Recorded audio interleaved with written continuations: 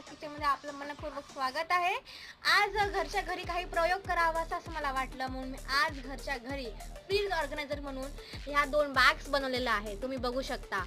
तर ह्या बॅग्स कशा आहेत मग सांगा. जर तुम्हाला आवडतील तर मला कमेंटमध्ये नक्की सांगा. हे घरच्या घरी अगदी उत्तम सोप्या पद्धतीने आपल्या दुकानाच्या पिशव्या असतात साड्यांच्या, त्या घडी असेच पडून असतात. तर त्याचा उपयोग कसा करावा, तर मग मी आज अशा पद्धतीने ह्या बॅग्स बनवून ह्यात भाजी किंवा काही वस्तू तुम्ही ठेवू शकता फ्रीजमध्ये.